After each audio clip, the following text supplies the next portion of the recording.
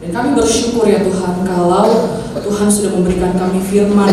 Dan firman ini bukan hanya sekedar kumpulan dari cerita-cerita ataupun cuma tulisan manusia, tetapi firman ini adalah ilham dari Roh Kudus untuk boleh menolong kami mengenal siapa Tuhan dan menolong kami untuk bisa melakukan apa yang Tuhan kehendaki.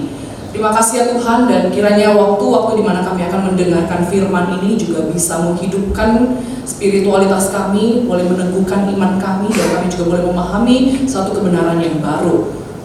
Kiranya juga Tuhan tolong hamba-Mu yang akan menyampaikan firman, agar hamba-Mu ini juga boleh sungguh-sungguh dipakai Tuhan untuk menjelaskan satu kebenaran firman Tuhan yang memang Tuhan kehendaki. Terima kasih ya Tuhan, terpuji nama-Mu di dalam nama Tuhan Yesus. Kami berdoa dan bersyukur. Amin. Ya, selamat pagi Bapak Ibu Jemaat sekalian. Kita bersyukur hari ini kita boleh kembali lagi untuk mendengarkan kebenaran firman Tuhan. Oke, hari ini tema kita adalah Jehovah Rafa, ya, Allah yang menyembuhkan. Ya, setiap minggu pertama kita akan belajar tentang nama-nama Tuhan. Yang kemarin sudah belajar Jehovah Jireh, dan sekarang kita belajar Jehovah Rafa. Mari sama-sama kita buka di dalam Matius pasal 8 ayat 1 sampai 4. Kemudian dilanjutkan Keluaran pasal 15 ayat 26. Matius pasal 8 ayat 1 sampai 4.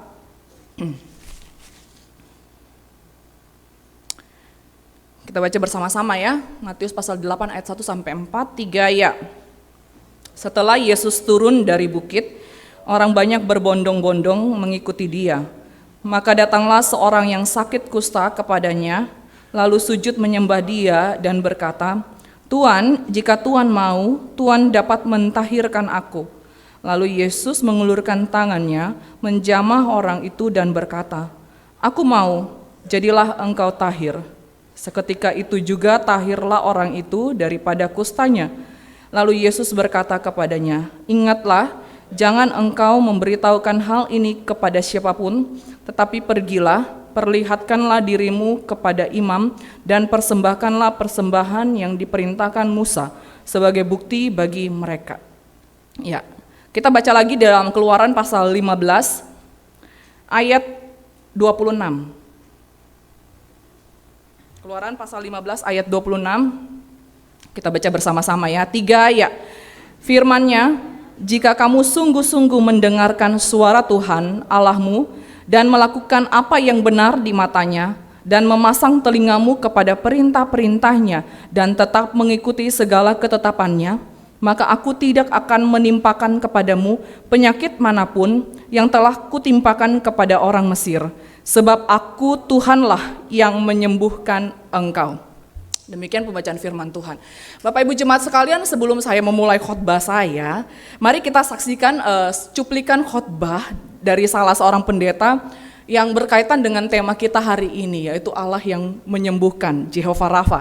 Dan nanti Bapak Ibu bisa perhatikan tulisan-tulisan yang saya tuliskan di video itu, dan dengan tulisan-tulisan itu bisa Bapak Ibu coba ya menelaah gitu ya, menelaah, merenungkan, diresapi, apakah kalimat-kalimat beliau ini benar atau tidak.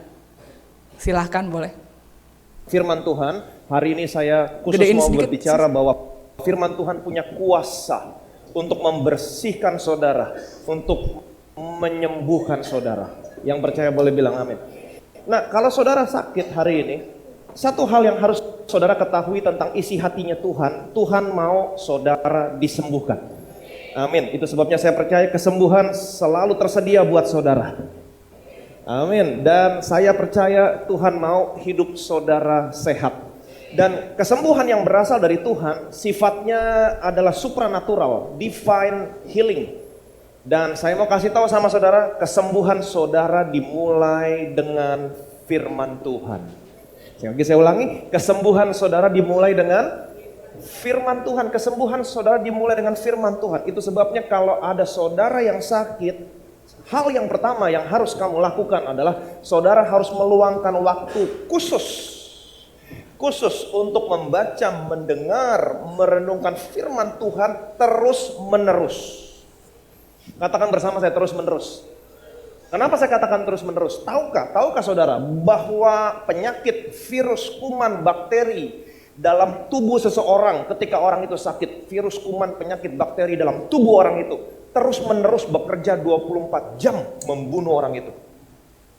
Itu sebabnya saudara harus lawan balik, fight back.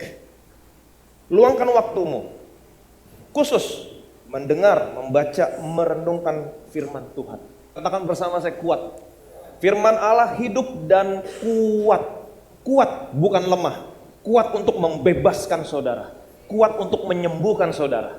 Amin. Amin. Kemudian dikatakan demikian. Dan bukan hanya sanggup memisahkan jiwa dan roh, tapi dia juga sanggup memisahkan sendi-sendi dan sumsum. Sendi-sendi dan sumsum. Ini berbicara tentang tubuh saudara secara fisik.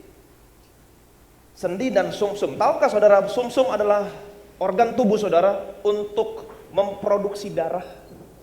Sumsum adalah organ tubuh untuk memproduksi darah. Nah, dengan kata lain Tuhan mau berkata begini, firman-Ku sanggup menjangkau bagian tubuhmu sekalipun tempat untuk memproduksi darah. Kalau firman Tuhan menjangkau tempat untuk memproduksi darah, kalau firman Tuhan menjangkau sumsum saudara, tempat untuk memproduksi darah, saya percaya firman Tuhan akan memurnikan darah saudara. Firman Tuhan akan membersihkan darah saudara. Kalau firman Tuhan memurnikan, membersihkan darah saudara, saya percaya seluruh sistem tubuhmu akan bekerja sempurna. Dan di mata saudara kembali ada kehidupan. Yang percaya boleh bilang amin. Amin. Ya, oke. Ya, Bapak Ibu jemaat sekalian, ini pendeta sekolah teologi apa enggak gitu ya. Saya waktu dengar dia ngomong kayak gini, tapi biasanya pendeta-pendeta seperti ini paling laku di pasaran, paling disenengin. Ya. Dan kalau kita ya hamba Tuhan model begini, khotbahnya ya Pak Henry ya. Ini saya percaya tuh 250 kuota kursi itu yang nanti akan di gedung baru itu, waduh pasti lebih-lebih itu ya. Ya pasti banyak yang suka, pasti banyak yang sebut kami tuh hamba Tuhan yang diurapi Tuhan, wes. Ya. Nah, Bapak Ibu jemaat sekalian, video khotbah ini saya tuh nggak sengaja iseng saya cari gitu ya di YouTube, karena saya tahu ini konsep tentang Allah yang menyembuhkan ini itu paling banyak disalah tafsirkan oleh banyak pendeta. Dan benar saja ketika saya tuliskan Allah yang menyembuhkan khotbah, ini yang pertama muncul video seperti ini. Dan saya tahu dan saya yakin bahwa kalau kita juga mengklik video-video khotbah lainnya, ini pasti model khotbahnya itu 11-12 dengan khotbah seperti ini. Apa yang salah dari kalimat-kalimat dia ini, Bapak Ibu? Coba kita lihat ya, beberapa tadi yang sudah saya tuliskan di situ. Dia mengatakan bahwa isi hati Tuhan itu adalah semua manusia itu sehat. Isi hati Tuhan itu adalah semua manusia itu sembuh dan Tuhan mau hidup kita itu sehat senantiasa. Tapi kalau kita lihat banyak kok kenyataannya orang-orang yang percaya, orang-orang yang hidup di dalam Tuhan dengan sungguh-sungguh meninggal karena sakit. Berarti apa? Berarti Tuhan tidak sanggup merealisasikan isi hatinya dong. Berarti Tuhan tidak maha kuasa. Ini kalimat seperti ini tuh akan banyak sekali bertabrakan dengan peristiwa-peristiwa yang ada di dalam Alkitab, Bapak Ibu. Terus kemudian bagaimana dengan para misionaris? Yang mereka tuh rela meninggalkan zona nyaman mereka, pergi ke daerah-daerah terpencil. Mereka memberitakan Injil di sana dan banyak dari mereka yang mati karena penyakit. Apakah mereka itu tidak menggenapi isi hati Tuhan? Berarti Tuhan tidak sanggup untuk merealisasikan kehendaknya agar misionaris ini sehat. Lalu gimana dengan perkataan Rasul Paulus di dalam 2 Korintus pasal 12 ayat 8-10. Dia bilang begini ya. Karena itu aku senang dan rela di dalam kelemahan, di dalam siksaan, di dalam kesukaran, di dalam penganiayaan dan kesesakan oleh karena Kristus. Sebab jika aku lemah, maka aku kuat. Lalu apakah kehendak Rasul Paulus ini bertentangan dengan isi hati Tuhan? Berarti Alkitab tidak sinkron dong. Rasul Paulus mengatakan sebab bagiku aku rela dan senang di dalam kelemahan. Nah terus pendeta ini bilang isi hati Tuhan semua manusia sehat. Bagaimana ceritanya? Kemudian dia katakan kesembuhan itu dimulai dengan firman Tuhan. Jadi pas sakit, kita tuh harus baca firman Tuhan terus menerus. Kalau sehat udah nggak usah. Jadi pas sakit itu kita harus baca. Tapi logikanya gini, kita baca firman Tuhan terus menerus itu kenapa? Karena juga virus bekerja 24 jam. Jadi lu harus baca terus nih firman Tuhan, karena firman Tuhan itu yang akan melawan virus dan bakteri di dalam darahmu. Haleluya. Dia dapat ide dari mana seperti ini? Firman Tuhan itu bukan jampi-jampi, bukan mantra untuk sembuh. Dan celakanya dia kutip ayat dari Ibrani pasal 4 ayat 12. Yang sama sekali konteksnya itu bukan berbicara tentang kesembuhan, tentang sakit penyakit. Tapi itu konteks itu Ibrani pasal 4 ayat 12 itu berbicara tentang pertumbuhan kerohanian, tentang ketaatan seseorang. Kok malah dikait-kaitkan dengan sakit penyakit? Nah inilah makanya cocokologi gitu ya, tafsiran kurang tepat. Menjangkau sumsum itu diterjemahkan dengan firman Tuhan itu akan memurnikan darah kita, karena sumsum itu tempat produksi darah. Sehingga kalau kita baca firman, maka firman itu yang akan memurnikan darah kita. Dia akan mematikan virus-virus dan bakteri di dalam darah kita. Bapak Ibu kalau cari komentari atau tafsiran-tafsiran yang kompeten itu kagak pernah akan ada penulis tafsiran itu yang akan mengkaitkan ayat ini tuh dengan kesembuhan atau sakit penyakit. Dan ayat ini tuh sedang menjelaskan, Ibrani 4 ayat 12 ini sedang menjelaskan bahwa firman itu terkadang sangat menyakitkan karena dia apa? Dia akan mengungkapkan dosa-dosa kita, sakitnya itu menusuk sampai ke sumsum. Itu artinya sumsum ini penggambaran aja, karena apa? Ketika kita baca firman Tuhan, firman itu, Roh Kudus itu yang akan mengungkapkan seluruh dosa-dosa kita. Bapak Ibu kalau kita diungkapkan dosa-dosa kita, kesalahan-kesalahan kita itu malu ya. Dan itu yang dilakukan oleh firman Tuhan. Dan kita kalau diungkapkan dosa-dosa kita itu kan sesuatu yang sangat sakit sekali. Sesuatu yang sangat memalukan sekali. Dan itu semuanya Tuhan tahu dan suatu saat itu akan kita pertanggungjawabkan. Itu maksud ayat ini Bapak Ibu. Sama sekali bukan berbicara tentang firman yang dapat menjangkau darah kita dan membersihkan darah kita. Mana ada ajaran seperti itu di dalam firman Tuhan? Gak ada Bapak Ibu. Dan saya yakin Bapak Ibu kalau yang seperti tadi saya katakan, kalau Bapak Ibu buka khotbah-khotbah yang paling banyak ditonton oleh orang tentang konsep Allah adalah Allah yang menyembuhkan, itu mirip-mirip konsepnya seperti ini, ajarannya seperti ini. Kutip ayat dengan tidak bertanggung jawab, tidak lihat konteks, itu ayat itu lagi ngomong apa. Bapak Ibu lalu pertanyaannya apakah kita nggak boleh minta kesembuhan? Katanya kan ada Jehovah Rafa, ya, Allah sebagai penyembuh. Terus dalam hal apa Tuhan itu menyembuhkan? Apakah haram hukumnya ketika kita meminta Tuhan itu menyembuhkan kita? Maka ada dua hal yang saya ingin kita pelajari pada hari ini. Yang pertama itu memang betul, Allah itu adalah penyembuh secara fisik. Betul memang di dalam Alkitab itu ada banyak sekali kisah-kisah tentang Allah yang menyembuhkan fisik. Allah yang menyembuhkan orang yang benar-benar lagi sakit secara fisik. Baik itu di dalam perjanjian lama maupun di dalam perjanjian baru. Misalnya kalau di dalam perjanjian lama, itu kalau di dalam Mazmur pasal 41 ayat 3 dikatakan di situ, Tuhan membantu dia di ranjangnya waktu sakit. Di tempat tidurnya kau pulihkannya sama sekali dari sakitnya. Ini menunjukkan bahwa memang Tuhan memulihkan seseorang yang sedang sakit, yang waktu terbaring lemah di ranjang. Kemudian 2 Raja-Raja pasal 5 itu bagaimana Naaman itu sembuh dari kusta. Dan banyak sekali cerita, apalagi di perjanjian baru. Bapak Ibu, itu mujizat kesembuhan yang dilakukan oleh Tuhan Yesus dan para rasul itu luar biasa sekali. Jadi memang kita percaya Bapak Ibu, bahwa Allah itu mampu dan bisa menyembuhkan orang yang sakit secara fisik. Itu kita terima Bapak Ibu. Namun bukan berarti semua yang sakit pasti disembuhkan. Apalagi mengklaim bahwa isi hati Tuhan itu adalah semua orang pasti sehat.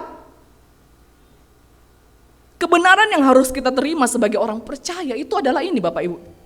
Kalau kita mengatakan itu Allah adalah Allah yang menyembuhkan, Allah yang maha besar, Allah yang maha kuasa, yang sanggup menyembuhkan kita, maka kita juga harus percaya bahwa itu Allah akan menyembuhkan sesuai dengan caranya, bukan dengan cara kita. Ini kebenaran yang harus kita terima ya.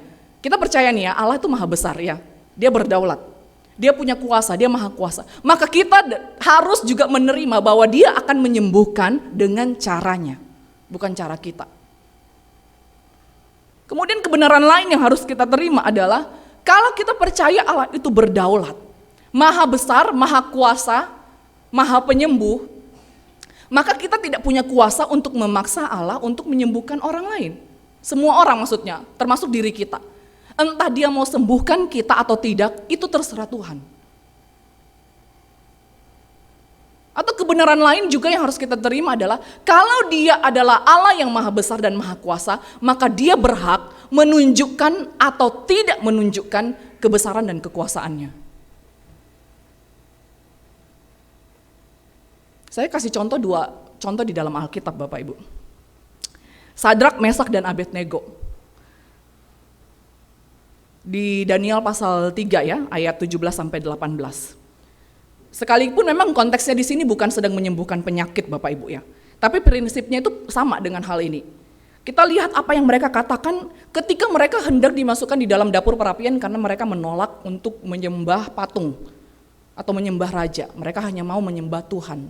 Akhirnya mereka dimasukkan ke dalam dapur perapian. Dan sebelum masuk ke dalam dapur perapian, apa yang mereka bilang Bapak Ibu?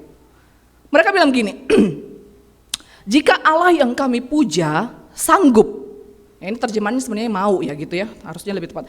Jika Allah yang kami puja mau melepaskan kami, maka ia akan melepaskan kami dari perapian yang menyala-nyala itu.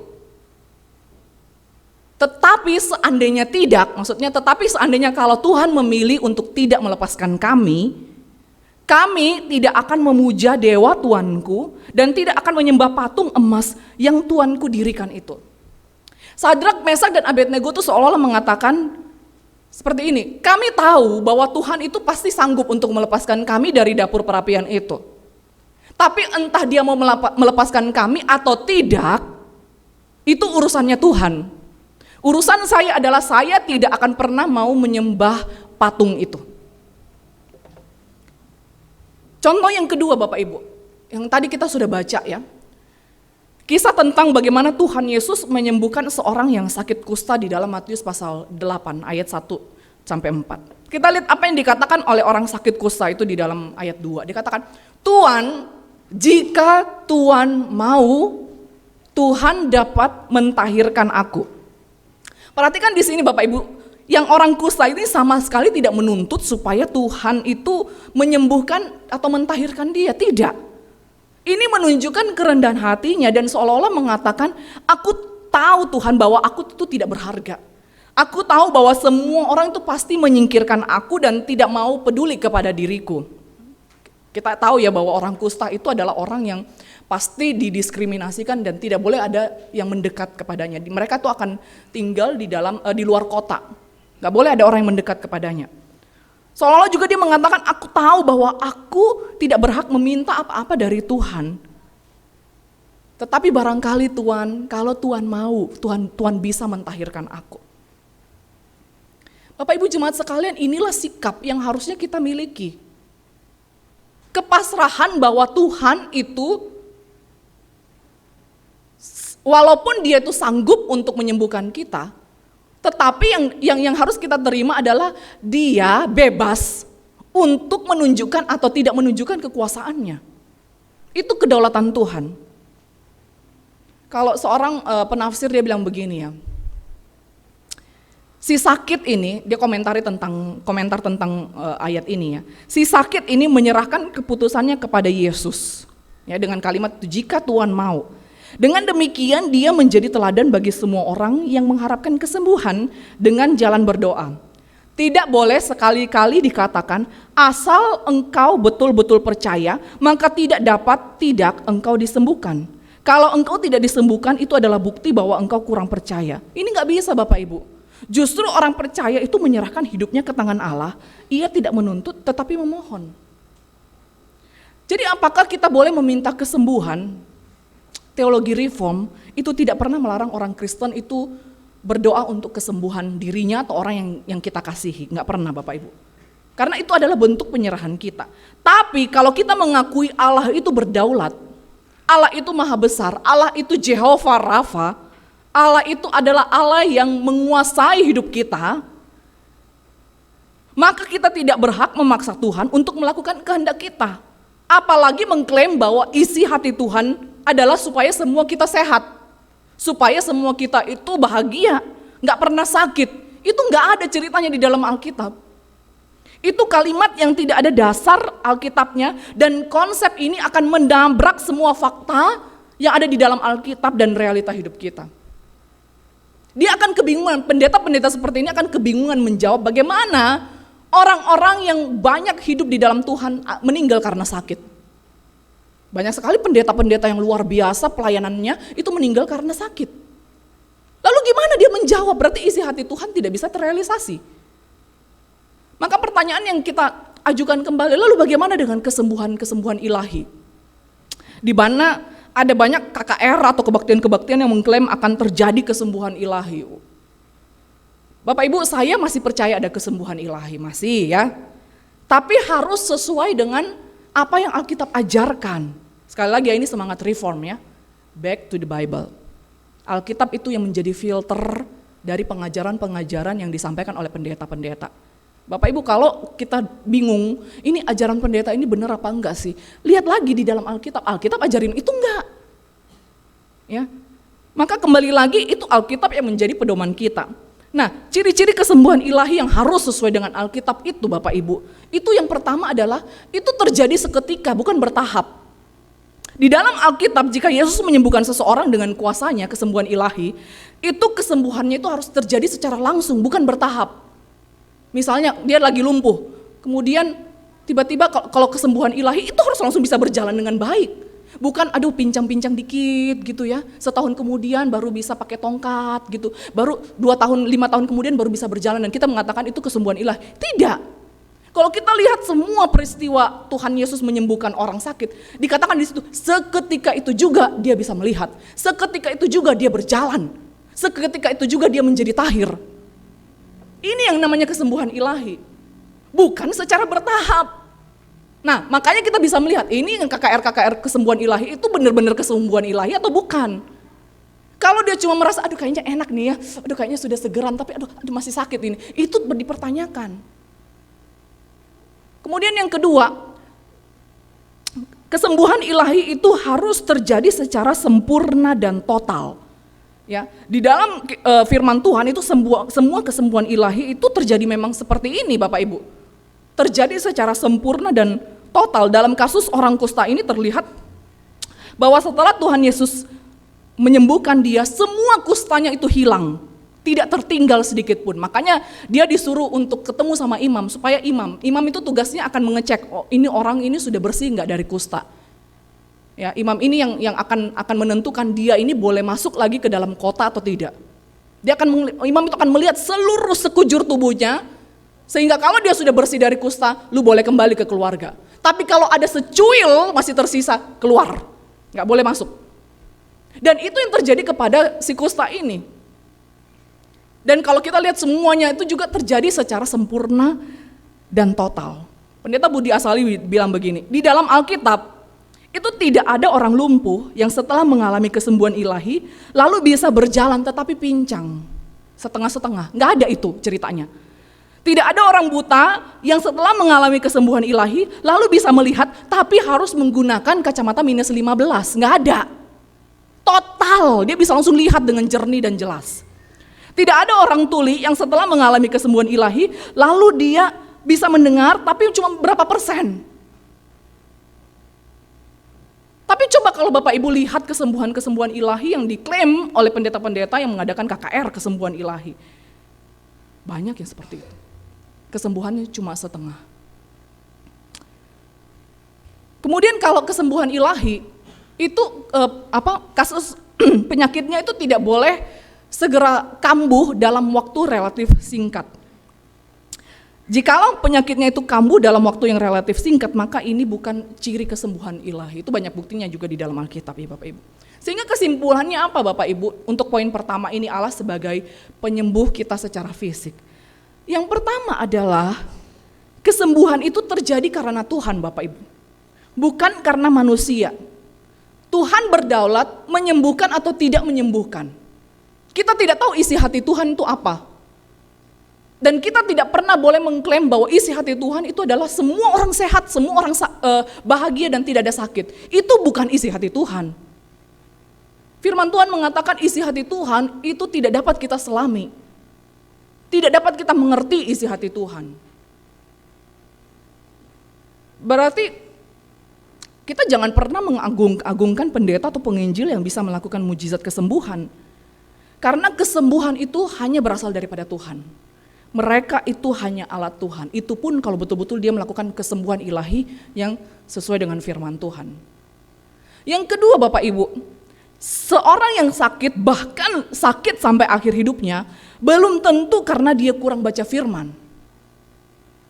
Jangan kita terburu-buru menjudge seseorang, oh dia sakit itu karena dia kurang baca firman. Dan kita menyuruh dia, ayo baca firman.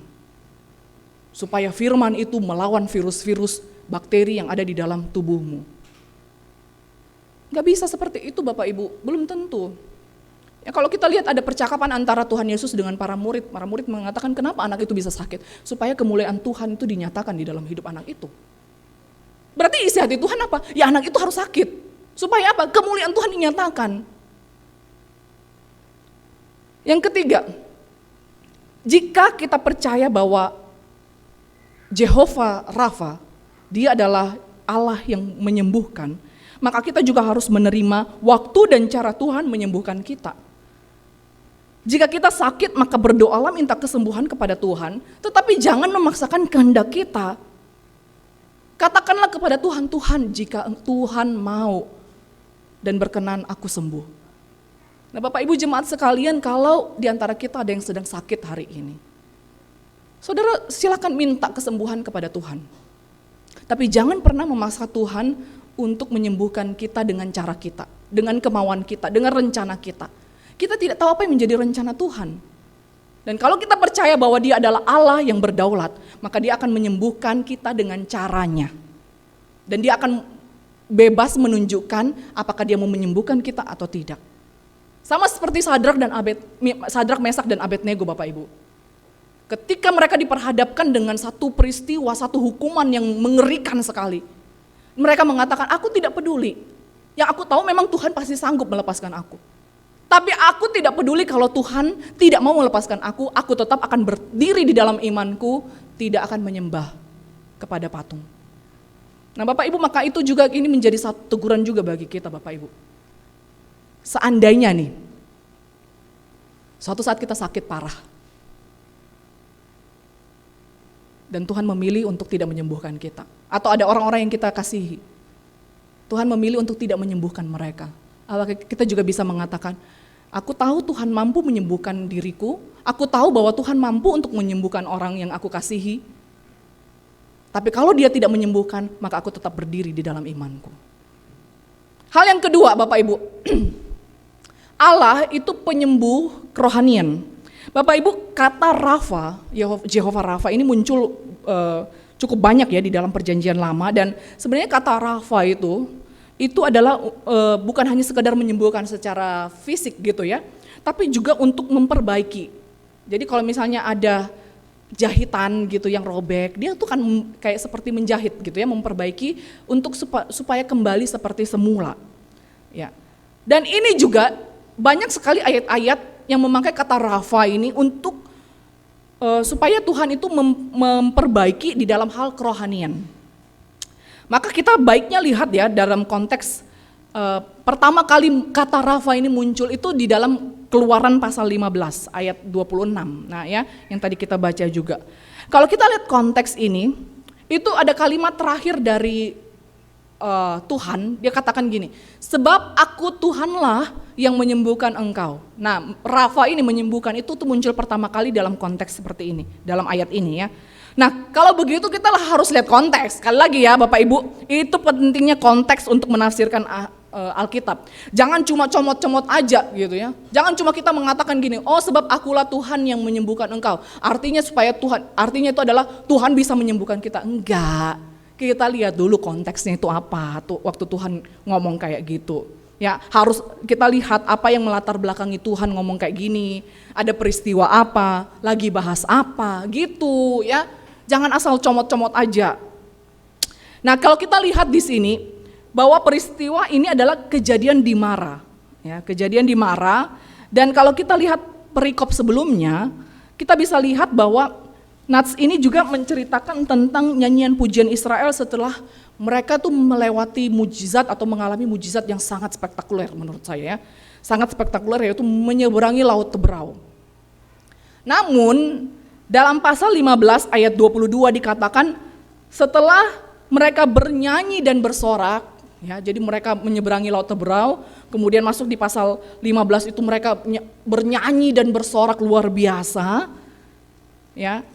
Mereka memuji Tuhan karena mujizat yang luar biasa itu.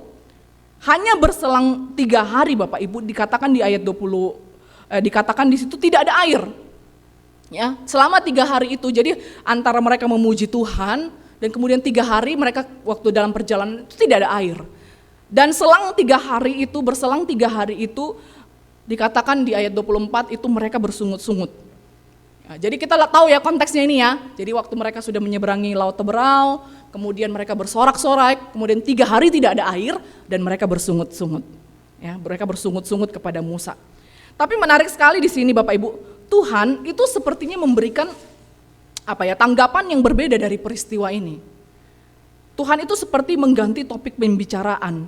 Dia kemudian berbicara tentang penyakit dan tulah yang Tuhan jatuhkan kepada bangsa Mesir. Ya, jadi Tuhan itu sangat jelas ya berbicara kepada orang Israel bagaimana dia akan mencegah beberapa penyakit dan tulah supaya itu tidak terjadi kepada bangsa Israel. Jadi mereka taat kepada Tuhan dan dia akan menyembuhkan sakit penyakit mereka itu sebagai dan menjadi Yehova Rafa. Jadi lihat konteksnya ini bukan tentang penyakit. Jadi bangsa Israel itu tidak lagi sakit sebenarnya, tidak lagi sakit secara fisik. Dan kenapa sebenarnya Bapak Ibu kita lihat di sini bagaimana terjadi hal ini? Mengapa terjadi hal ini? Kenapa mereka itu merupakan bangsa itu yang sering bersungut-sungut? Karena sebenarnya keadaan mereka itu baru keluar dari tanah Mesir. Ingat ya, mereka itu dijajah oleh bangsa Mesir itu 400 tahun. Ya. Dan bayangkan mereka sudah diperbudak selama 400 tahun. Mereka nggak ngerti jati diri mereka itu adalah umat pilihan, nggak ngerti. 400 tahun itu berapa puluh generasi di situ ya. Dan mereka itu baru saja keluar dari tanah Mesir. Tentu saja mental mereka itu masih mental budak ya. Kerohanian mereka tuh bukan bayi rohani lagi, tapi udah masih prematur gitu ya. Masih cetek banget gitu loh kerohaniannya gitu ya. Jadi kita harus mengerti nih background mereka. Baru keluar dari tanah Mesir, baru mungkin mengenal, oh ada Tuhan toh gitu. Sebelumnya mungkin mereka tuh banyak taunya dewa-dewa karena mereka dijajah sama Mesir, orang kafir gitu ya. Kemudian mereka itu selama 3 hari tidak ada air. Ini bukan kondisi biasa ya Bapak Ibu ya. Ini bukan kondisi biasa. Tidak ada air di rumah saja tuh biasanya saya sudah teriak-teriak sama Mario ya. Mario galon Mario gitu ya.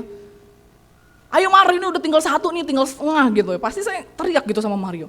Ini baru galon Bapak Ibu. Masih ada air keran gitu ya untuk cuci-cuci gitu. Ini nggak ada air selama 3 hari, betul-betul nggak ada air, mereka nggak ketemu air. Di padang gurun lagi. Nggak ada air ya, misalnya tiba-tiba air keran kita mati itu sehari aja pasti udah bingung kita. Ini 3 hari nggak ada air di padang gurun dan mereka tuh harus kasih minum anak-anak mereka, harus kasih minum ternak mereka, keluarga mereka. Giliran ada air di PHP-in, gitu ya. Airnya zong, pahit, nggak bisa diminum. Ya, jadi seperti kayak di PHP-in, ada air begitu minum, ya kagak bisa diminum, gitu ya. Dan secara manusia wajar banget Bapak Ibu, mereka tuh bersungut-sungut. Dan inilah yang menjadi penyakit bangsa Israel. Ya, mereka sangat prematur rohani, masih sangat dangkal pemikiran mereka. Dan mereka berpikir bahwa Tuhan sudah kasih mujizat besar, kan mereka sudah mengalami ya tulah-tulah Mesir, kemudian mereka menyeberang Laut Teberau. Jadi mereka beranggapan bahwa kalau saya percaya kepada Tuhan, maka harus terus melakukan mujizat. Itu yang mereka pahami. Enak ya Tuhan kasih kita mujizat ya waktu kita keluar dari Mesir ada 10 tulah. Waduh enak banget percaya sama Tuhan. Waktu keluar, ada laut, gimana nih kita menyeberang? Bersungut-sungut lagi kan. Tuhan bilang, ini gue kasih terbelah ini, lu lewat di situnya. Enak banget percaya sama Tuhan, mujizat terus nih. Wah enak ya. Wah kalau kita percaya sama Yahweh, berarti kita akan mengalami mujizat-mujizat terus.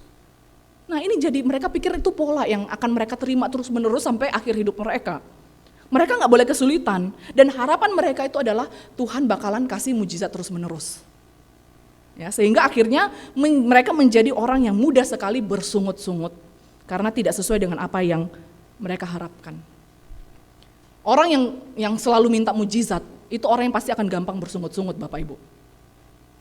Tuhan mujizatnya mana ini? Katanya Tuhan sayang sama saya. Kalau nggak sesuai harapan pasti dia bersungut-sungut. Ini pola yang dialami oleh bangsa Israel, dan ini penyakit mereka. Dan penyakit inilah yang hendak disembuhkan oleh Tuhan, yaitu penyakit dosa. Dan ini sesuai dengan nubuatan tentang Mesias ya di dalam Yesaya pasal 53 ayat 4. Tetapi sesungguhnya penyakit kita lah yang ditanggungnya dan kesengsaraan kita yang dipikulnya, padahal kita mengira dia kena tulah, dipukul dan ditindas Allah.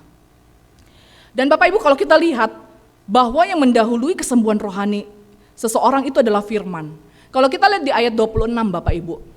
Sebelum Tuhan itu mengatakan akulah penyembuh, akulah Tuhan yang menyembuhkan, akulah Jehovah Rafa, itu ada satu perkataan Tuhan. Ya, di ayat 26 awal banget dikatakan, jika kamu sungguh-sungguh mendengarkan suara Tuhan, ya. Jika kamu sungguh-sungguh mendengarkan suara Tuhan Allahmu. Ini artinya apa Bapak Ibu? Tanpa adanya firman, mustahil kerohanian seseorang itu bisa disembuhkan oleh Tuhan. Kau harus baca firman dulu, ya dikatakan di situ. Kamu harus mendengarkan, melakukan, memasang telingamu kepada perintah-perintah dan mengikuti segala ketetapannya. Baru aku Jehovah Rafa. Bukan aku Jehovah Rafa dulu, baru kau dengerin firman. Enggak, kau harus dengar firman dulu, baru aku Jehovah Rafa. Kau harus mendengarkan, memasang telingamu dulu. Kau harus melakukan firman dulu, baru itu Jehovah Rafa. Tanpa adanya firman, mustahil kerohanian seseorang itu bisa disembuhkan oleh Tuhan. Nah Bapak Ibu, bukankah ini juga penyakit kita? Kenapa kita begitu sulit mengampuni Bapak Ibu? Mungkin kita sering bilang, Tuhan aku tuh sebenarnya mau mengampuni dia, tapi sulit rasanya. Kenapa sulit? Ya bagaimana mungkin Tuhan bisa bekerja karena kita gak baca firman? Bagaimana mungkin Tuhan menyembuhkan luka batin kita sementara kita nggak baca firman? Ini udah jelas kok urut-urutannya. Kenapa kita begitu khawatir akan hidup kita? Kata orang itu tahun depan itu bakalan ada resesi ekonomi besar-besaran. Pada ketakutan semua. Kita minta Tuhan tolong berikan aku kekuatan, tolong berikan aku damai sejahtera. Tapi nggak baca firman, nggak bakalan dikasih sama Tuhan. Gak akan Tuhan sembuhkan itu penyakit kekhawatiran. Kita bergelut dalam dosa yang kita tahu itu sangat berbahaya bagi hidup kita. Kita minta Tuhan tolong lepaskan aku, tapi gak mendengarkan suara Tuhan. Gak mungkin Tuhan akan sembuhkan kita. Kita mungkin punya kepahitan yang teramat dalam dengan orang-orang yang terdekat dengan kita. Mungkin kepada suami kita, kepada istri, kepada orang tua, kepada anak. Kita punya pengalaman yang buruk dengan mereka. Sehingga terkadang mungkin mengganggu kejiwaan kita. Kita minta Tuhan tolong sembuhkan saya dari luka batin saya, sembuhkan saya dari akar pahit saya ini. Tapi nggak baca firman, bagaimana Tuhan bisa sembuhkan? Saudara, sama halnya dengan penginjilan Bapak Ibu. Betul memang orang lain tuh bisa melihat Kristus dalam hidup kita melalui kesaksian hidup kita. Ya. Orang lain tuh bisa lihat Kristus dari kebaikan kita, kemurahan hati kita, ya, perbuatan baik kita, keramahan kita. Tapi itu bukan esensi penginjilan Bapak Ibu. Penginjilan itu harus memperdengarkan Injil, memperdengarkan firman kepada orang lain dan menantang mereka untuk mengikut Kristus. Bagaimana dengan Bapak Ibu? Adakah luka hati kita tuh terlalu berat sehingga kita sulit bergerak bebas? Mungkin dengan orang tua kita. Mereka mungkin memperlakukan kita sangat tidak baik. Sebuah keluarga itu harusnya menjadi sebuah keluarga yang penuh dengan kehangatan. Yang idealnya seperti itu. Tempat kita berteduh, tempat kita mencari pertolongan. Tapi justru keluarga, rumah kita itu menjadi sumber ketakutan. Menjadi sumber kemarahan. Mungkin papa kita, ayah kita yang seharusnya menjadi seorang yang melindungi kita. Yang harusnya merepresentasikan kasih Bapa, Allah Bapa. Mungkin justru merekalah yang orang yang menghancurkan kita. Mungkin mama kita yang harusnya kita merasakan kelembutan kasih seorang ibu, tapi justru kita tidak pernah merasakan kehangatan dari seorang ibu. Kita tumbuh dalam keluarga yang hancur, berantakan, yang broken. Saya pernah ketemu sama anak remaja, ya dengan entengnya dia bilang begini, ya ini agak kasar tapi nggak apa-apa supaya kita dengar sama-sama. Dia bilang gini, biar mati aja si anjing itu, dia bilang gitu. Si anjing itu adalah papanya. Dia benci setengah mati sama papanya. Karena dia punya luka batin yang luar biasa kepada papanya. Bapak Ibu mungkin di antara kita ada yang mengalami satu kemarahan yang luar biasa, satu luka batin yang luar biasa. Tapi tidak ada satu luka batin pun yang tidak pernah bisa disembuhkan oleh Tuhan. Firman Tuhan di dalam Yeremia pasal 30 ayat 17 dikatakan gini, sebab aku akan mendatangkan kesembuhan bagimu. Aku akan mengobati luka-lukamu. Demikian firman Tuhan. Saudara datang kepada Tuhan, minta kesembuhan akan luka di dalam hati kita. Dan itu yang dijanjikan oleh Tuhan, tidak ada yang mustahil. Dan dengarkanlah dia melalui firman-Nya. Atau mungkin kita yang terluka dengan seorang teman yang menghancurkan kita, Bapak Ibu.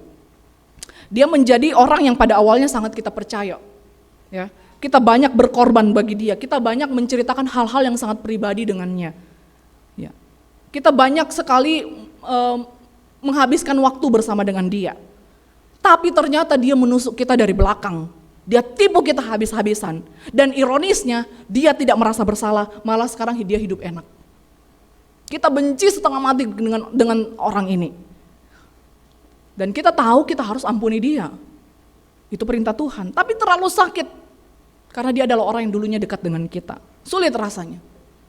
Tapi tidak ada yang mustahil Bapak Ibu, Tuhan akan menyembuhkan. Mazmur pasal 147 ayat 3 dikatakan, ia menyembuhkan orang-orang yang patah hati dan membalut luka-luka mereka. Bapak Ibu, inilah Jehovah Rafa. Kesembuhan itu dia akan berikan pada kita yang benar-benar datang kepadanya dengan hancur hati. Mendengarkan firman-Nya dan dia akan benar-benar memulihkan keadaan kita. Bahkan bukan hanya keadaan kita yang dipulihkan, tapi kita bahkan bisa dimampukan untuk mengasihi orang-orang yang menyakiti hati kita, orang-orang yang sudah menghancurkan hidup kita. Dan ini sesungguhnya yang dilakukan oleh Tuhan. Dan ini adalah jaminan bagi kita, bahwa apapun yang menjadi luka di dalam hati kita, penyakit-penyakit rohani yang ada di dalam hidup kita, datang kepadanya, dengarkan firman-Nya, dan ia janji akan memulihkan hati kita. Kiranya kita terus boleh mengimani bahwa dia adalah Allah yang senantiasa menyembuhkan luka batin kita dan kerohanian kita. Mari kita berdoa.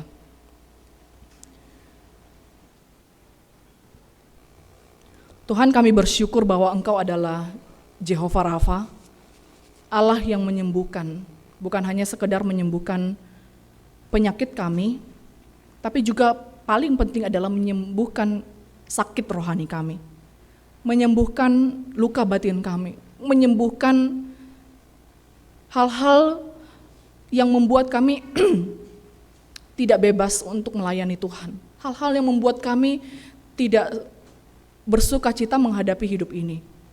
Tuhan, kami tidak tahu apa yang menjadi pergumulan-pergumulan kami ya Tuhan. Jemaat-jemaat Tuhan, baik di dalam ruangan ini ataupun yang menyaksikan secara online.